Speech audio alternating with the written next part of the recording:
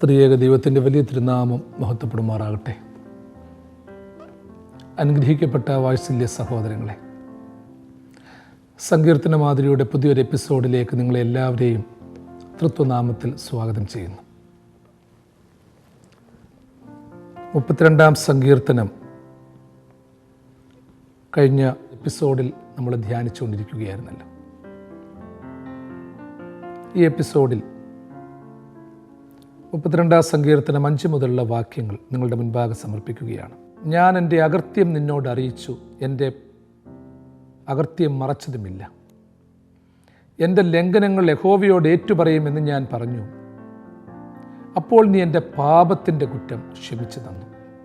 ഞാൻ എൻ്റെ പാപം നിന്നോട് അറിയിച്ചു, എൻ്റെ അകൃത്യം മറച്ചതുമില്ല. എൻ്റെ ലംഘനങ്ങൾ യഹോവയോട് ഏറ്റുപറയുമെന്ന് ഞാൻ പറഞ്ഞു. അപ്പോൾ നീ എൻ്റെ പാപത്തിൻ്റെ കുറ്റം ക്ഷമിച്ചു തന്നു. എൻ്റെ ലംഘനങ്ങൾ യഹോവയോട് ഏറ്റു പറയും എന്ന് ഞാൻ എന്നോട് തന്നെ പറഞ്ഞു. പാപം നിന്നോട് അറിയിച്ചു, അകൃത്യം മറച്ചതുമില്ല എന്ന് സങ്കീർത്തനക്കാരൻ സാക്ഷിച്ച ഒരു പ്രത്യേകമായ അനുഭവം ഇവിടെയുണ്ട്. മുടിയനായ പുത്രൻ രൂപാന്തരപ്പെടുവാൻ തയ്യാറാകുന്നതിന് മുൻപ്, പിതാവിനെ സമീപിക്കുന്നതിന് മുൻപ് അവൻ്റെ മനസ്സിൽ ഒരു വലിയ കണക്കുകൂട്ടലുകൾ അവൻ നടത്തി. ഞാൻ എൻ്റെ പിതാവിൻ്റെ അടുക്കൽ ചെന്ന്, അപ്പാ, ഞാൻ നിന്നോടും സ്വർഗത്തോടും പാപം ചെയ്തു. ഇനി നിൻ്റെ പുത്രൻ എന്ന് വിളിക്കപ്പെടുവാൻ എനിക്ക് യോഗ്യതയില്ല. നിന്റെ കൂലിക്കാരിൽ ഒരുവനെ പോലെ എന്നെ സ്വീകരിക്കണമേ എന്ന് പറയുമെന്ന് അവൻ ചിന്തിച്ചു. കഴിഞ്ഞ ഒരു എപ്പിസോഡിൽ പാപം ചെയ്യുവാൻ തക്കവണ്ണം കായേൻ തയ്യാറെടുക്കുന്നതിനെപ്പറ്റി നമ്മൾ പറഞ്ഞിരുന്നു. അവൻ മനസ്സിലൊരു ചിന്ത നടത്തിയതിനു ശേഷമാണ് ഹാബേലിനെ വിളിച്ചുകൊണ്ട് വയലിലേക്ക് പോയി അവനെ കൊന്നുകളഞ്ഞത്. അപ്പോൾ പാപം ചെയ്യാനും ഒരു തയ്യാറെടുപ്പുണ്ട്. ഇവിടെ അതിന് ബദലായി പറയുകയാണ്, ഞാൻ എൻ്റെ ദൈവത്തോട് ഇങ്ങനെ പറയും. അതായത് അനുതപിച്ച് കഴിയുമ്പോൾ, പശ്ചാത്തപിച്ച് കഴിയുമ്പോൾ ഒരു മനുഷ്യൻ്റെ മനസ്സിൽ വരുന്ന, ജീവിതത്തിൽ വരുന്ന ചില രൂപാന്തരത്തിൻ്റെ അനുഭവങ്ങളാണ് ഇവിടെ പറയുന്നത്. എൻ്റെ പാപം നിന്നോട് അറിയിച്ചു. യഥാർത്ഥത്തിൽ സൃഷ്ടാവിനോട് പാപം അറിയിക്കേണ്ട കാര്യമില്ല. ഉറങ്ങുന്നതും എഴുന്നേൽക്കുന്നതും അറിയുന്ന, അമ്മയുടെ ഉദരത്തിൽ വെച്ച് തന്നെ മനുഷ്യനെ അറിയുന്ന ഒരു ദൈവമാണ് നമുക്കുള്ളത്. അപ്പോൾ മനുഷ്യൻ എന്ത് ചെയ്താലും അത് ദൈവത്തിൻ്റെ സന്നിധിയിൽ തന്നെയുണ്ട്. ദൈവം അത് അറിയുന്നുണ്ട്. ഇവിടെ പ്രത്യേകിച്ച് പറയുകയാണ്, ഞാൻ എൻ്റെ പാപം നിന്നോട് അറിയിച്ചു, എൻ്റെ അകൃത്യമൊന്നും മറച്ചതുമില്ല. നമുക്കൊക്കെ ചില സമയത്ത് ജസ്റ്റിഫിക്കേഷൻസ് ഒത്തിരിയുണ്ട്. അതായത് സെൽഫ് ജസ്റ്റിഫിക്കേഷൻ, സ്വയനീതീകരണം. ഞാൻ ഏത് തെറ്റ് ചെയ്താലും അത് ശരിയാണ്, ഞാൻ എത്ര ദോഷം ചെയ്താലും അത് നന്മയാണ്, അല്ലെങ്കിൽ മറ്റുള്ളവർ നന്മ ചെയ്താലും അത് തിന്മയാണ്. ഇതിനെയൊക്കെ വ്യാഖ്യാനിക്കാൻ നമ്മൾക്കറിയാം. ഏറ്റവും കൂടുതൽ വ്യാഖ്യാനിക്കാനും ഏറ്റവും കൂടുതൽ വാചാടോപത കാണിക്കുവാനും കഴിവുള്ളവൻ നീതിമാനായി വിലയിരുത്തപ്പെടുന്ന ലോകത്താണ് നമ്മൾ ജീവിക്കുന്നത്. അതായത് ഈ കൺവിൻസ് ചെയ്യുക എന്ന് പറയുന്ന ഒരു പ്രധാനപ്പെട്ട കാര്യമാണ്. എല്ലാവരും എപ്പോഴും പറയുന്നത്, നീ കൺവിൻസ് ചെയ്തേ ശരിയായില്ല, നീ എന്നെ ഒന്ന് കൺവിൻസ് ചെയ്യേ എന്ന് വെച്ചാൽ എനിക്കൊന്ന് ബോധ്യപ്പെടുത്തി തരണം. അപ്പം ഏറ്റവും കൂടുതലായി കൺവിൻസ് ചെയ്യാൻ, ബോധ്യപ്പെടുത്താൻ കഴിവുള്ളവൻ ഏറ്റവും വലിയ കള്ളനായി മാറ്റപ്പെടുകയാണ്. ഏത് തിന്മ ചെയ്താലും അതിനെ ശരിയെന്നുള്ള രീതിയിൽ ആവർത്തിച്ച് പറഞ്ഞു പഠിപ്പിക്കുന്ന ചില തത്വചിന്തകൾ പോലും നമ്മുടെ ഇടയിലുണ്ട്.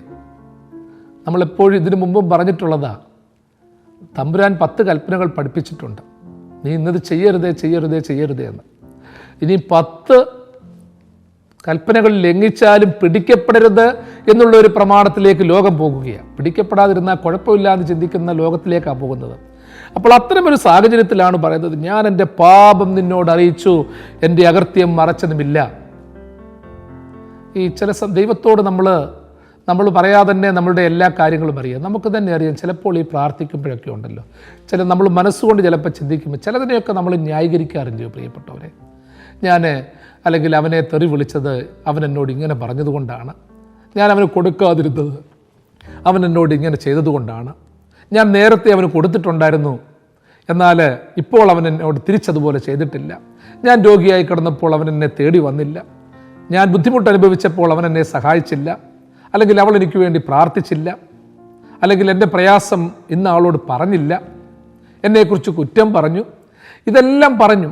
പ്രിയമുള്ളവരെ, നമ്മൾ ഓർത്തോണം, നമ്മളുടെ ജീവിതത്തിൽ ഈ പ്രാർത്ഥിക്കുമ്പോഴൊക്കെ ഉണ്ടല്ലോ, നമ്മൾ ഈ പദം പറഞ്ഞ് കരയാൻ പറ്റും കേട്ടോ. ഈ പദം പറഞ്ഞ് കരയുക എന്ന് വെച്ചാൽ അത് നമുക്ക് ഓർക്കും രൂപാന്തരമാണെന്ന് വിചാരിക്കും. ഈ സാത്താൻ്റെ ഏറ്റവും വലിയ പവർ എന്ന് പറയുന്നതാണ്. നമുക്ക് രൂപാന്തരപ്പെടാനൊക്കെ മനസ്സും താല്പര്യമൊക്കെ ഉണ്ടെങ്കിലും ഉണ്ടല്ലോ, നമ്മൾ ഏറ്റുപറയാൻ പോകുന്ന പാപങ്ങൾ, തെറ്റാണെന്ന് പറയുന്ന കാര്യങ്ങൾ പോലും അതിൽ ന്യായം കണ്ടെത്തി അതിനെ വല്ലാതെ ന്യായീകരിച്ച് കളയും കേട്ടോ. ചില സമയത്തൊക്കെ നമ്മളൊന്ന് ആലോചിച്ചു, പ്രാർത്ഥിക്കാനൊക്കെ ഇരിക്കുമ്പോൾ ഭയങ്കരമായിട്ടും കരയും കേട്ടോ. എന്നോട് അവൻ അങ്ങനെ ചെയ്തല്ലോ, നമ്മൾ അവനെ പിന്നെ ഉപദ്രവിച്ചു, അവന് ദോഷം വരുത്തി, എന്നിട്ടും നമ്മൾ പഴയ കാര്യങ്ങൾ ഇങ്ങനെ പദം പറഞ്ഞ് കരഞ്ഞുകൊണ്ടിരിക്കുക. അപ്പോൾ കാണുന്നവർക്ക് തോന്നുന്നത് നമ്മൾ വലുതായിട്ട് രൂപാന്തരപ്പെടുന്നു എന്നാണ്. നമ്മുടെ മനസ്സ് തന്നെ പറയും, എടാ നീ രൂപാന്തരപ്പെട്ടിരിക്കുകയാണ്. കാരണം തെറ്റായ മനസ്സാക്ഷി, അതായത് നമ്മൾ ഓർത്തോണം, ഈവിൾ സെൽഫ് നമ്മളോട് പറയും, നീ ഒന്നും വിഷമിക്കണ്ട, നീ ഭാരപ്പെടണ്ട, നീ എത്രയോ നന്മയാണ് ചെയ്തത്, നീ ഇത്ര പേരെ സഹായിച്ചിട്ടില്ലയോ, ആ സഹായിച്ചവരൊക്കെ നിന്നെ ഇട്ടിട്ട് പോയില്ലയോ, ആരെങ്കിലും നിൻ്റെ കൂടെ ഇപ്പോൾ ഉണ്ടോ? എത്ര തവണ മനസ്സ് തന്നെ നമ്മളോട് ചോദിച്ചിട്ടില്ലയോ പ്രിയമുള്ളവരെ? ചിലരൊക്കെ ഓരോ ജീവിതത്തിൽ ഓരോ അനുഭവങ്ങളൊക്കെ വരുമ്പോൾ പറയും, ഇനി ഞാൻ അവരെ സഹായിക്കത്തേ ഇല്ല, ഇനി ഞാൻ ഒരുത്തനെ സഹായിക്കത്തില്ല. ഈ അടുത്തിടയ്ക്ക് ഒരു കലാകാരൻ്റെ ഭവനത്തിന് വീട് വെച്ചു കൊടുത്ത ആ ബിൽഡർ, അദ്ദേഹത്തിൻ്റെ ഒരു സാക്ഷ്യം കേട്ടു. ശരിയായിരിക്കാം, അവർ ചെയ്തു കൊടുത്ത നന്മയെ നിസ്സാരവൽക്കരിക്കുമ്പോൾ അവർക്കുണ്ടാകുന്ന വിഷമം കൊണ്ടായിരിക്കാം. ഇനിയും ഞാൻ ഇങ്ങനെയുള്ള ആർക്കും ഞാൻ ചെയ്യത്തില്ല, ഇതെൻ്റെ അവസാനത്തെ പ്രോജക്റ്റായിരുന്നു. ചില സമയത്ത് നമ്മളൊക്കെ അങ്ങനെ ചിന്തിച്ചു പോകും കേട്ടോ. അതായത് ആരെങ്കിലും നമ്മളോട് നെഗറ്റീവായിട്ട് ഇടപെടുമ്പോൾ ഞാൻ ഇനി ഇടപെടത്തേ ഇല്ല, ഞാൻ പുറകെ പോകത്തില്ല, ഇതെൻ്റെ അവസാനത്തെ പരിപാടിയാണ്. എന്നാൽ ആത്മീകമായി ഉയരുമ്പോൾ പ്രിയമുള്ളവരെ അതല്ല. നീ ചെയ്യുന്ന നന്മയ്ക്കും ന്യായത്തിനുമൊക്കെ അനേകം എതിരിൻ്റെ അനുഭവം നീ കേട്ടെന്നിരിക്കും. ദുഷികൾ സഹോദരങ്ങളെ നമ്മൾ കേട്ടെന്നിരിക്കും. തിന്മ ചെയ്യുമ്പോഴും തെറ്റ് ചെയ്യുമ്പോഴും നമ്മൾ പുകഴ്ത്തപ്പെട്ടെന്നിരിക്കും. ഇവിടെ സങ്കീർത്തനക്കാരൻ പറഞ്ഞതിൻ്റെ ആഴമേറിയ അനുഭവം ഓർത്തോണം. എൻ്റെ പാപം ഞാൻ നിന്നോട് അറിയിച്ചു, എൻ്റെ അകർത്യമൊന്നും മറച്ചതുമില്ല. ദൈവമേ, ഒരു ജസ്റ്റിഫിക്കേഷനും എനിക്കില്ല. നീ അറിയുന്നത് പോലെ, നീ ഒരു പക്ഷേ അതിൽ നിന്ന് പ്രതീക്ഷിക്കുന്നതിനപ്പുറമായി ഞാനിതാ താഴുന്നു. കാരണം എനിക്ക് വേണ്ടി സ്വർഗത്തിലെ മഹിമാവസ്ഥയെ വിട്ട് ഇറങ്ങി വന്ന് എല്ലാ ദുരിതങ്ങളും അനുഭവിച്ച, സ്വയം വെറുമയാക്കിയ നിന്റെ നാമത്തിൽ ഞാൻ എന്നെ തന്നെ താഴ്ത്തുന്നു. എൻ്റെ ബലഹീനതകളെ ഓർത്ത് പശ്ചാത്തപിക്കുന്നു. എൻ്റെ ജീവിതത്തിൽ ഇതുവരെ വന്നിട്ടുള്ള പല പ്രതിസന്ധികളുടെയും കാരണം എൻ്റെ രക്തബന്ധങ്ങളല്ല, എൻ്റെ സഹോദരങ്ങളല്ല, എൻ്റെ ചാർച്ചക്കാരല്ല, മറിച്ച് അവരൊക്കെ ചിലപ്പോൾ അതിന് ചില ഹേതുവായെന്നിരിക്കാം. ഹേതുവായിക്കൊള്ളട്ടെ, ആ ഹേതുവാകുന്നു എന്ന് പോലും ഞാൻ പറയുന്നില്ല. എനിക്ക് വന്നതൊക്കെ നിൻ്റെ ഇഷ്ടമാണ്. എൻ്റെ കഷ്ടങ്ങൾ ദൈവം തരുന്നതാൽ എൻ്റെ പ്രാണനെ താൻ യാഗമാക്കുന്നു. എന്നെ തകർത്തിടാൻ താതനിഷ്ടമെങ്കിൽ തൻഹിതമെന്നിൽ സമ്പൂർണമാകട്ടെ. എന്നെ തകർത്തിടാൻ താതനിഷ്ടമെങ്കിൽ ദൈവത്തിൻ്റെ ഹിതമെന്നിൽ സമ്പൂർണമാകട്ടെ. ദൈവമേ, നിൻ്റെ ഹിതമെന്നിൽ സമ്പൂർണമാകട്ടെ. പ്രാർത്ഥിക്കാൻ അത് മാത്രമേ ഉള്ളൂ. അതുകൊണ്ട് ആ സങ്കീർത്തനക്കാരൻ പറയുന്നത്, എൻ്റെ അകൃത്യം ഒന്നും മറച്ചില്ല. എന്നെ തകർക്കാൻ തക്കവണ്ണം നീ തന്നെ എൻ്റെ ദൈവമേ നേരിട്ടിറങ്ങി വന്നാൽ പോലും ഞാൻ ദുഃഖിക്കുന്നില്ല.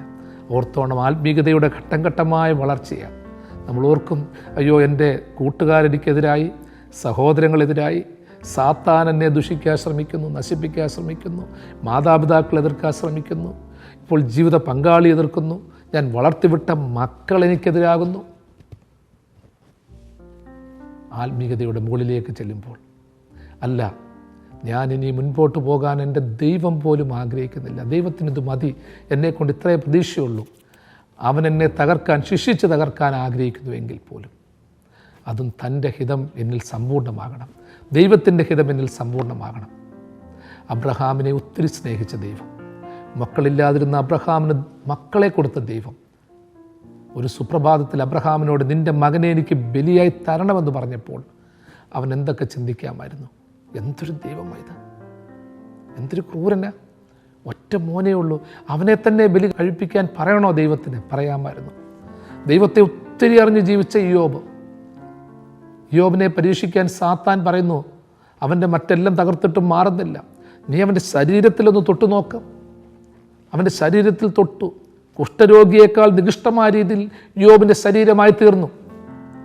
അവൻ എന്നെ കൊന്നാലും ഞാൻ അവനെ പിന്തുടരും.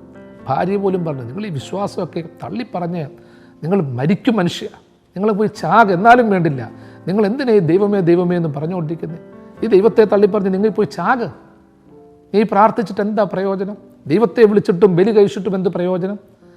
യോബിൻ്റെ ഭാര്യ ചോദിച്ചതിനേക്കാളും ഒരുപാട് ചോദ്യം ഇന്ന് നമ്മളോട് ചോദിക്കുന്നുണ്ട്, പലരും ചോദിക്കുന്നുണ്ട്. അതുകൊണ്ടാണ് പറഞ്ഞത്, ദൈവം തകർക്കാൻ ആഗ്രഹിച്ചിട്ടുണ്ടെങ്കിലും, ദൈവം നൊമ്പരപ്പെടുത്താൻ ആഗ്രഹിച്ചിട്ടുണ്ടെങ്കിലും അതിനപ്പുറമായ ചില പദ്ധതിയുണ്ട്.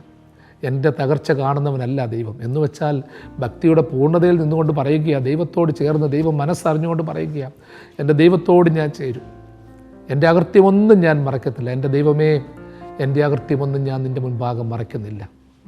ആ ഒരു അനുഭവം രൂപപ്പെടുവാനിടയാകട്ടെ എന്ന് പ്രാർത്ഥിക്കാം. വീണ്ടും പറയുന്നു, എൻ്റെ പാപത്തിൻ്റെ കുറ്റം ക്ഷമിച്ചു തന്നു. എൻ്റെ പാപത്തിൻ്റെ കുറ്റം എൻ്റെ ദൈവം ക്ഷമിച്ചു തന്നു. പാപത്തിൻ്റെ കുറ്റം ക്ഷമിച്ച, പാപഭാരം ക്ഷമിച്ച ദൈവത്തിൻ്റെ സ്നേഹം കൂടുതലായി ധ്യാനിക്കണം. ഇത് നിമിത്തം ഓരോ ഭക്തനും കണ്ടെത്താവുന്ന കാലത്ത് നിന്നോട് പ്രാർത്ഥിക്കും. പെരുവെള്ളം കവിഞ്ഞു വരുമ്പോൾ അതവൻ്റെ അടുക്കലോളം എത്തുകയില്ല. സങ്കീർത്തനക്കാരൻ ആ തുടർച്ചയാണ് പറയുന്നത്.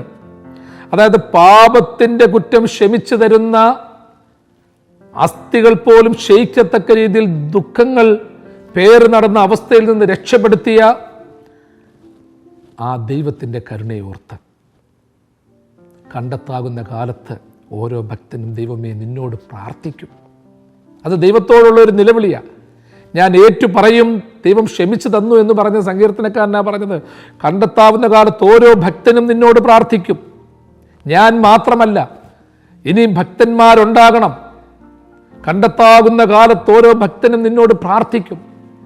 അതെ, പ്രാർത്ഥിക്കുന്ന ഭക്തന്മാരുണ്ടാകണം പ്രിയമുള്ളവരെ. നമ്മൾ മാത്രം പ്രാർത്ഥിച്ചാൽ പറ്റത്തില്ല, നമ്മൾ മാത്രം ദൈവത്തെ അറിഞ്ഞാൽ പറ്റത്തില്ല. പ്രാർത്ഥിക്കുന്ന കുറേ ഭക്തന്മാരുണ്ടാകണം, പ്രാർത്ഥിക്കുന്ന കുറേ മനുഷ്യരുണ്ടാകണം, പ്രാർത്ഥനയോട് ചേർന്ന് കോറസ്സുമായിട്ട് പ്രാർത്ഥിക്കുന്നവരുണ്ടാകണം. ദൈവമേ നിനക്ക് സ്തുതി എന്ന് പറയുമ്പോൾ എൻ്റെ സ്വരം മാത്രമല്ല, എൻ്റെ കുടുംബത്തിൻ്റെ സ്വരം ഉണ്ടാകണം. ഞാൻ ദൈവമേ നിനക്ക് സ്തുതി, നീ വലിയവനാകുന്നു എന്ന് പറയുമ്പോൾ എൻ്റെ പ്രിയപ്പെട്ട സഹോദരങ്ങളെ, ഇത് കേൾക്കുന്നവരെ, നമ്മളുടെ കുടുംബത്തിലുള്ളവർ പോലും ആ ഭക്തിയുടെ തലത്തിലേക്ക് മാറ്റപ്പെടുന്നില്ലെങ്കിൽ അതുകൊണ്ട് പ്രയോജനമില്ല. നമ്മൾ പ്രാർത്ഥിക്കുമ്പോൾ നമ്മളുടെ മക്കൾ TV കണ്ടുകൊണ്ട് മൊബൈലിൽ കളിച്ചുകൊണ്ട് ഇരിക്കുകയാണെങ്കിൽ ഒന്നുകൂടി നമ്മൾ ശ്രദ്ധിക്കണം.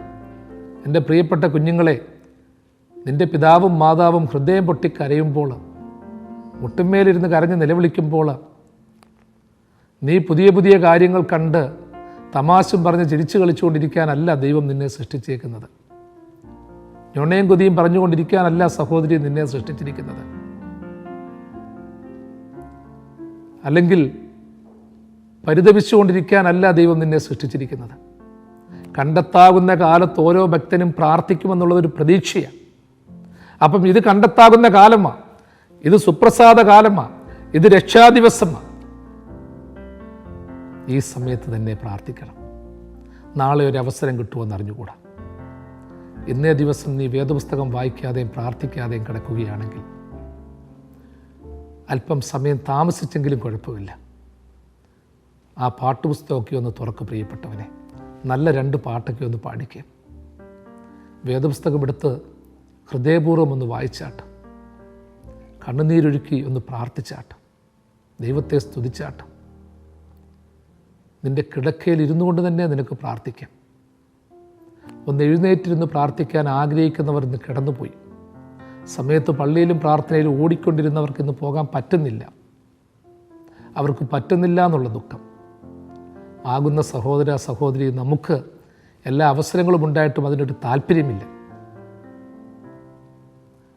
മറന്നുപോയ പ്രാർത്ഥനകളൊക്കെ ഒന്നുകൂടി പ്രാർത്ഥിക്കണം. മനസ്സിലൊന്ന് ഉരുവിട്ടുകൊണ്ടിരിക്കണം.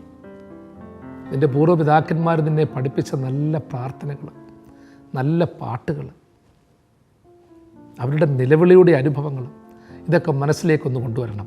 കണ്ടെത്താവുന്ന കാലത്ത് ഓരോ ഭക്തനും ദൈവത്തോട് പ്രാർത്ഥിക്കും എന്ന് പറയുമ്പോൾ ഭക്തന്മാരുണ്ടാകണം. ഇതുതന്നെയാണ് സുപ്രസാദ കാലമെന്ന് ചിന്തിക്കണം. ഇതാണ് കണ്ടെത്താവുന്ന കാലമെന്ന് ചിന്തിക്കണം. ഇനിയും കണ്ടെത്താൻ പറ്റാത്തൊരു കാലം നമ്മുടെ മുൻപിലേക്ക് വരും. ദൈവത്തെ കണ്ടെത്താൻ പറ്റാത്ത, അന്വേഷിക്കാൻ പറ്റാത്തൊരു കാലം വരും. ദൈവമേ എന്ന് നിലവിളിക്കാൻ പറ്റാത്തൊരു സമയം വരും. വിശുദ്ധ കുർബാന അനുഭവിക്കുവാനും ആരാധനയിൽ സംബന്ധിക്കാനും പറ്റാത്തൊരു കാലം വരും. പറ്റുന്ന കാലത്ത് പ്രാർത്ഥിക്കണം. അങ്ങനെയുള്ളവരുടെ അനുഭവം പറയുന്നത്, പെരുവെള്ളം കവിഞ്ഞു വരുമ്പോൾ അത് അവൻ്റെ അടുക്കലോളം എത്തുകയില്ല. പെരുവെള്ളം കവിഞ്ഞു വരും, പക്ഷേ കണ്ടെത്താകുന്ന കാലത്ത് ദൈവത്തെ വിളിച്ച ഭക്തയോട് ആ പെരുവെള്ളം അടുക്കുകയില്ല. കവിഞ്ഞു വന്നാൽ പോലും, പ്രതിസന്ധികളുടെ വലിയ മലകൾ ഇടിഞ്ഞു പൊളിഞ്ഞു വന്നാലും, അഗ്നിപർവ്വതങ്ങൾ പൊട്ടിത്തെറിച്ചു വന്നാലും, അതിൻ്റെ ഉള്ളിൽ നീ അകപ്പെട്ടാലും ദൈവത്തിന് നിൻ്റെ മേലൊരു കരുണയുണ്ടാകും. വിശ്വസിക്കുന്നതിനപ്പുറമായൊരു കരുണയുണ്ടാകും. ഇന്ന് പാഞ്ഞു വരുന്ന പെരുവെള്ളം ഒത്തിരിയുണ്ട്. ലോകത്തിൻ്റെ അനുഭവങ്ങൾ ഒത്തിരിയുണ്ട്. യുദ്ധങ്ങളായി, യുദ്ധക്കെടുതികളായി, ക്ഷാമങ്ങളായി, കലഹങ്ങളായി, ഒരുപാട് പെരുവെള്ളം ഇങ്ങനെ പൊങ്ങി വരുന്നുണ്ട് കേട്ടോ. പൊങ്ങി വന്നോട്ട്. കണ്ടെത്താകുന്ന കാലത്ത് ദൈവത്തെ കണ്ടെത്തിയവൻ്റെ അടുക്കൽ അവ എത്തുകയില്ല. നീ ആ പെരുവെള്ളത്തിൽ അകപ്പെട്ടു പോയാലും ദൈവം നിനക്ക് തോണിയായി നിന്നോടൊപ്പം ഉണ്ടാകും, ബോട്ടായി നിന്നോടൊപ്പം ഉണ്ടാകും. എൻ്റെ ക്ഷിതാവേ നിൻ വരവു കാത്തു കാത്തു ഞാൻ, ഈ ദുഷ്ടലോകെ കഷ്ടതകളെത്ര ഏൽക്കണം. എൻ്റെ ക്ഷിതാവേ നിൻ വരവു കാത്തു കാത്തു ഞാൻ, ഈ ദുഷ്ടലോകെ കഷ്ടതകളെത്ര ഏൽക്കണം. നിന്നെ കാണുമ്പോൾ എൻ ദുഃഖം നീങ്ങിപ്പോം, നിന്നെ കാണുമ്പോൾ എൻ ദുഃഖം തീർന്നു പോം. വാഴും ഞാൻ എൻ്റെ ക്ഷിതാവിൻ കൂടെ എപ്പോഴും, തൻ കൃപയിൽ ആശ്രയിക്കും എല്ലാ നാളും ഞാൻ, തൻ കൃപയിൽ ആശ്രയിക്കും എല്ലാ നാളും ഞാൻ. ഈ വാര്യതയിൽ വൻതിരയിൽ തള്ളലേറ്റു ഞാൻ, മുങ്ങിടാതെ പ്രിയനെൻ്റെ ബോട്ടിലുണ്ടല്ലോ. ഈ വാരിധിയിൽ വൻതിരയിൽ തള്ളലേറ്റു ഞാൻ, മുങ്ങിടാതെ പ്രിയനെൻ്റെ ബോട്ടിലുണ്ടല്ലോ. അതേ പ്രിയമുള്ളവരെ, ചെങ്കടൽ കവിഞ്ഞു വന്നാലും, എടോമലോ മുൻപിലും പുറകിലും വന്നാലും നിന്നോളം എത്തുകയില്ല. തൻ്റെ ദാസനായ മോശ ചെങ്കടലിൻ്റെ മുൻപിൽ നിന്നുകൊണ്ട് കേണ് ദൈവസന്നിധിയിൽ പ്രാർത്ഥിച്ച് തൻ്റെ വസ്ത്രമൂരി പുതപ്പൂരി അതിനെ അടിച്ചപ്പോൾ, വടി കൊണ്ടടിച്ചപ്പോൾ ചെങ്കടൽ രണ്ടായി പിരിഞ്ഞുപോയി. എനിക്ക് നിങ്ങൾക്കും ദൈവം തന്ന ഒരു വടിയും ഒരു പുതപ്പുമൊക്കെയുണ്ട്. അത് പ്രാർത്ഥനയുടെ, ഭക്തിയുടെ വടി, ഭക്തിയുടെ പുതപ്പ്, വിശ്വാസത്തിൻ്റെയും പാരമ്പര്യത്തിൻ്റെയും പ്രാർത്ഥനയുടെയും പുതപ്പ്. അത് നമ്മളോടൊപ്പമുണ്ടെങ്കിൽ, അത് നമ്മുടെ കൈവശമുണ്ടെങ്കിൽ, മുൻപിൽ ചെങ്കടൽ അലറിയടുത്താലും, പുറകിൽ ഫറവോൻ്റെ സൈന്യം ഓടിയെടുത്താലും, പ്രതിസന്ധിയുടെ വലിയ ബാധ്യതകളുണ്ടെങ്കിലും അതിനെ നാം അതിജീവിക്കും. വീണ്ടും നാം വായിക്കുന്നു, ദൈവമേ നീ എനിക്ക് മറവിടമാകുന്നു, നീ എന്നെ കഷ്ടത്തിൽ നിന്ന് സൂക്ഷിക്കും, രക്ഷയുടെ ഉല്ലാസഘോഷം കൊണ്ട് നീ എന്നെ ചുറ്റിക്കൊള്ളും. എനിക്ക് മറവിടമായി, കഷ്ടതയിൽ നിന്നുള്ള സംരക്ഷണമായി, രക്ഷയുടെ ഉല്ലാസഘോഷം കൊണ്ട് എന്നെ ചുറ്റിക്കുന്ന ഒരു വലിയ ദൈവമുണ്ടെങ്കിൽ, കഷ്ടതകൾ എനിക്ക് കഷ്ടതയല്ല, രോഗം എനിക്ക് രോഗമല്ല, ബാധ്യത എനിക്ക് ബാധ്യതയല്ല. കാരണം അവൻ രക്ഷയുടെ ഉല്ലാസഘോഷം എന്നെ ധരിപ്പിക്കും. കാന്തനെ കാണുവാൻ ആർത്തി വളരുന്നു എന്ന് പിതാക്കന്മാർ പാടി. ആ ദൈവത്തെ നാം പിന്തുടരാം. നീ എന്നെ കഷ്ടത്തിൽ നിന്ന് സൂക്ഷിക്കുമെന്ന് നമുക്ക് മറ്റുള്ളവരോട് പങ്കുവയ്ക്കാം. ദൈവത്തോട് സങ്കീർത്തനക്കാരൻ പ്രാർത്ഥിച്ചു, ദൈവമേ നീ എന്നെ കഷ്ടത്തിൽ നിന്ന് സൂക്ഷിക്കും. ദാവീദ് പറഞ്ഞു തന്നു. നമുക്ക് നമ്മുടെ മക്കളോട് പറയാം, കുഞ്ഞേ നിന്നെ ദൈവം കഷ്ടത്തിൽ നിന്ന് സൂക്ഷിക്കും. മരുമക്കളോട് പറയാം, കുഞ്ഞുങ്ങളെ ദൈവം നിന്നെ ഏത് കഷ്ടതയിൽ നിന്നും സൂക്ഷിക്കും. പഴയകാലത്ത് വിദേശത്തും മറ്റുമൊക്കെ പോകുന്ന മക്കൾക്ക് മാതാപിതാക്കൾ പറയുന്ന ഒരു ഉപദേശമുണ്ട്. അബ്രഹാമിൻ്റെയും ഇസഹാക്കിൻ്റെയും യാക്കോബിൻ്റെയും ദൈവം കഷ്ടതയിൽ നിന്നെ കാത്തുകൊള്ളും. എനിക്ക് തരാനൊന്നുമില്ല, നിനക്ക് വെള്ളം തരാനും എനിക്ക് പറ്റത്തില്ല, ഒരു വസ്ത്രം അലക്കിത്തരാൻ പറ്റത്തില്ല, നീ ഉറങ്ങുവാണെങ്കിൽ നിന്നെ ഒന്ന് വിളിച്ചെഴുന്നേൽപ്പിക്കാൻ പറ്റത്തില്ല, ഒരു സംസാരം കൊണ്ടുപോലും ശക്തി തരാൻ പറ്റിയെന്ന് വരത്തില്ല. പക്ഷേ നിനക്ക് എന്ത് കഷ്ടമുണ്ടെങ്കിലും കഷ്ടത്തിൽ നിന്ന് നിൻ്റെ ദൈവം നിന്നെ വീണ്ടുകൊള്ളും. നമുക്ക് സമൂഹത്തോടൊന്ന് പറയാനുള്ളതാണ്. ഇന്ന് നമ്മളൊക്കെ എന്തെങ്കിലുമൊക്കെ വലിയ പ്രതിസന്ധി വന്നാലും കൗൺസിലേഴ്സിൻ്റെ പിന്നാലെ ഓടുകയാണ്. അയ്യോ എൻ്റെ കുഞ്ഞ് ഉറങ്ങുന്നില്ല, പഠിക്കുന്നില്ല, ഭക്ഷണം കഴിക്കുന്നില്ല, വലിയ നിരാശയാണ്. ഉടനെ ഓടുകയോ കൊച്ചിന് എന്തോ ഒരു പ്രശ്നമുണ്ട്. സൈക്കോളജിസ്റ്റ് ഒത്തിരി പേരുണ്ട്. അവരെ ആരെങ്കിലും കാണിച്ചെങ്കിലേ ശരിയാകത്തുള്ളൂ, അല്ലെങ്കിൽ ആരെങ്കിലും മന്ത്രവാദികളെ കാണിക്കണം, ഭാവി പറയുന്നവരെ കാണിക്കണം. പ്രിയമുള്ളവരെ, ഇവരൊക്കെ നിങ്ങളെ കളിപ്പിക്കത്തേ ഉള്ളൂ. ഒരിക്കലും മനസ്സിൽ വെച്ചുകൊണ്ട് ഹൃദയത്തിൽ നിന്നുകൊണ്ടൊന്നും പറയാൻ അവർക്ക് പറ്റത്തില്ല. മറുപടി തരാൻ കഴിവുള്ള ദൈവസന്നിധിയിലേക്ക് ഇവരെ കൊണ്ടുവരണം. എൻ്റെ ദൈവം എന്നെ കഷ്ടത്തിൽ നിന്ന് രക്ഷിക്കും, കഷ്ടത്തിൽ നിന്ന് ദൈവം സൂക്ഷിക്കും. നമുക്ക് ദൈവത്തോട് തന്നെ പ്രാർത്ഥിക്കാം. സങ്കീർത്തനക്കാരൻ പ്രാർത്ഥിച്ചതുപോലെ, എൻ്റെ ദൈവമേ എന്നെ നീ കഷ്ടത്തിൽ നിന്ന് സൂക്ഷിക്കും, രക്ഷിക്കും, സൂക്ഷിക്കും. വീണ്ടും ഇവിടെ പറയുന്നു, ഞാൻ നിന്നെ ഉപദേശിച്ച് നീ നടക്കേണ്ടുന്ന വഴി നിന്നെ അഭ്യസിപ്പിക്കും, ഞാൻ നിന്റെ മേൽ ദൃഷ്ടി വെച്ച് നിന്നെ ഉപദേശിക്കും. ദൈവം മറവിടമാകുന്നുവെന്ന് പറഞ്ഞ സങ്കീർത്തനക്കാരന് ദൈവത്തിൽ നിന്ന് കിട്ടിയ ഒരു മറുപടിയായിട്ട് നമുക്കിതിനെ വ്യാഖ്യാനിക്കാം. വൻ ചൂടിൽ പറ്റിപ്പോകുന്ന ജലാശയം പോലെ നിരാശയുടെ അനുഭവത്തിലേക്ക് പോയ, അസ്ഥികൾ പോലും ക്ഷയിക്കത്തക്ക ദുഃഖമുണ്ടായിരുന്ന സങ്കീർത്തനക്കാരനാണിപ്പോൾ ആ ദുഃഖത്തിൽ നിന്ന് ശക്തി പ്രാപിച്ച്, പ്രാർത്ഥനയിലൂടെ ശക്തി പ്രാപിച്ച് ഉപദേശിക്കുന്നത്. പ്രിയമുള്ളവരെ, നമ്മളൊക്കെ ഒരേ നിമിഷം ഓർത്തോണം, ഈ കേൾവിക്കാർ മാത്രമല്ല കേട്ടോ, വലിയ ഉപദേശകന്മാരുകൂടിയാണ്. ഈ അടുത്തിടയ്ക്ക് എൻ്റെ ഒരു സ്നേഹിതൻ പങ്കുവെച്ചൊരു അനുഭവം. അവൻ്റെ ജീവിതത്തിലൊരു വലിയ പ്രതിസന്ധി വന്നപ്പോൾ, അവൻ വിദേശ രാജ്യത്ത് വലിയൊരു ബുദ്ധിമുട്ട് വന്നു, മാനസികമായിട്ട് ഒരുപാട് പ്രയാസം വന്നു. അപ്പോൾ അവൻ്റെ ഒരു സ്നേഹിതൻ്റെ സഹോദരി അവിടെ ഉണ്ടായിരുന്നു, അതിനടുത്തുണ്ടായിരുന്നു. അപ്പോൾ ആ സഹോദരി എന്ന് പറയുന്നത് ഒത്തിരി പഠിച്ച കുട്ടിയൊന്നുമല്ല, ഒരു സാധാരണക്കാരി പെൺകുട്ടി. അപ്പോൾ ഇവൻ ഒരുപാട് നിരാശപ്പെട്ടിരുന്നപ്പോൾ അവൻ്റെ കൂട്ടുകാരൻ്റെ സഹോദരി ഫോണിൽ വിളിച്ച് അവനോട് പറഞ്ഞു, മോനെ നീ ഒന്നും വിഷമിക്കണ്ടാടാ, എൻ്റെ സഹോദരനെ പോലെ തന്നെയാണ് നീ എനിക്കും, നിൻ്റെ വേദന എൻ്റെ സഹോദരൻ്റെ വേദന പോലെയാണ്. അവൾ കൂടുതലായിട്ടൊന്നും പറഞ്ഞില്ല, ഞാൻ അങ്ങോട്ട് വന്നുകൊള്ളാം, കുടുംബമായിട്ട് വന്നുകൊള്ളാം, അത്രേ പറഞ്ഞുള്ളൂ. ഒരു സാധാരണയായ വീട്ടമ്മ പറയുകയാണ്, മനഃശക്തിയോടെ പറയുകയാണ്, മോനെ എൻ്റെ സഹോദരനെ പോലെ തന്നെയാണ് നിൻ്റെ വേദനയെ ഞാൻ ഉൾക്കൊള്ളുന്നത്.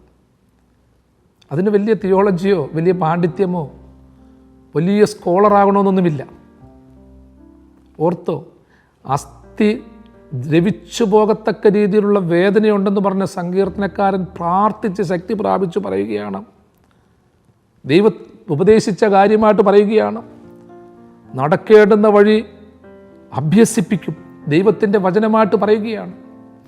നിങ്ങളും ഞാനും ചില സമയത്തൊക്കെ ചില ഉപദേശകന്മാരായിട്ട് മാറും കേട്ടോ. ലോകത്തിലെ വലിയ പണ്ഡിതന്മാർ പറയുന്നതിനേക്കാളും ചിലപ്പോൾ നിങ്ങൾക്ക് നിങ്ങളുടെ മക്കളോടും സമൂഹത്തോടും ഒക്കെ പറയാനുണ്ട്. അങ്ങനെ പറയാനുള്ള ഒരു ശക്തി പ്രാപിക്കണം. ഇന്ന് എൻ്റെ പ്രിയപ്പെട്ടവനെ, നിനക്ക് തോന്നും ജീവിക്കണ്ട, ഞാനങ്ങ് ചത്താൽ മതി, ആത്മഹത്യ ചെയ്യണമെന്ന് ചിന്തിക്കും. ഇന്നെല്ലാവരും എതിർക്കുന്നവനാകാം നീ, പ്രാർത്ഥിക്കാൻ മനസ്സില്ലാത്തവനാകാം നീ. ഈ വചനത്തിൻ്റെ മധ്യേ ഞാൻ നിങ്ങളോട് പറയുന്നത്, നാളെ നിങ്ങൾ നിരാശയിൽ ജീവിക്കുന്ന അനേകർക്ക് ഗുരുതുല്യമായ വചനം പറയുന്നവരായിരിക്കും. നിങ്ങളുടെ അനുഭവങ്ങളെടുത്ത് പ്രാർത്ഥിക്കുന്നവരായിരിക്കും. നിങ്ങളുടെ ആലോചനകൾ കൊണ്ട് മറ്റുള്ളവർക്ക് ശക്തി കൊടുക്കുന്നവരായിരിക്കും. ഇന്ന് നിങ്ങളെപ്പോലെ വേദനിപ്പിക്കുന്നവരെ ആശ്വസിപ്പിക്കാൻ ഓടിച്ചെല്ലുന്നവരായിരിക്കും. അതുകൊണ്ട് ജീവിതത്തിൽ നിരാശ തോന്നണ്ട പ്രിയപ്പെട്ടവനെ. കാരണം ഇന്നല്ലെങ്കിൽ നാളെ അല്ലെങ്കിൽ 10 കൊല്ലത്തിന് ശേഷമാണെങ്കിലും നമ്മളെക്കുറിച്ച് ദൈവത്തിനൊരു പദ്ധതിയുണ്ട്. ഇന്ന വ്യക്തിയെ രക്ഷപ്പെടുത്താൻ തക്കവണ്ണം ദൈവം എന്നെയും നിങ്ങളെ ശേഷിപ്പിച്ചിരിക്കുകയാണ്. ചിലരെ അഗ്നിച്ചൂളയിൽ നിന്ന് വീണ്ടെടുക്കുവാൻ, ചിലരെ പരാജയത്തിൽ നിന്ന് വീണ്ടെടുക്കാൻ. ചിലപ്പോൾ നമുക്ക് തോന്നും നമ്മളെക്കൊണ്ട് എന്തുവാ ചെയ്യാൻ പറ്റുന്നത്? ബുദ്ധിയുണ്ടോ? അതിന് സമ്പത്തുണ്ടോ? നാളെ കാണുമോ? നാളെയോ മറ്റേനാളോ നീയോ ഞാനോ ഉണ്ടോ ഇല്ലയോ എന്നൊന്നും ഉറപ്പില്ല. പക്ഷേ ഉള്ള സമയത്ത് ഒരു ചെറിയ വെളിച്ചമെങ്കിലും ഒരു ചെറിയ തണലെങ്കിലും ആകാൻ ദൈവം ആഗ്രഹിക്കുന്നുണ്ട്. ഒരു ചെറിയ കരുതലാകാൻ ആഗ്രഹിക്കുന്നുണ്ട്. ആ കരുതലിൻ്റെ വെളിച്ചത്തിൽ നമുക്ക് മുൻപോട്ട് പോകാൻ സാധിക്കണം. എന്തോരു സ്നേഹമീ സാധുവേയോർത്തു നീ സന്താപസാഗരം തന്നിൽ വീണു. എന്നെ എടുത്തു നീ എന്നെ വിളിച്ചു നിന്നോമേ പൈതലായി തീർക്കേണമേ. എന്നെ വിളിച്ചു നീ എന്നെ എടുത്തു നിൻ ഓമേന പൈതലായി തീർക്കേണമേ. പൊന്നേശു തമ്പുരാൻ നല്ലൊരു രക്ഷകൻ എന്നെ സ്നേഹിച്ചു തൻ ജീവൻ തന്നു. ദൈവം തൻ്റെ വലങ്കരം നീട്ടി നിങ്ങളെല്ലാവരെയും സദാകാലവും വാഴ്ത്തി അനുഗ്രഹിക്കുമാറാകട്ടെ.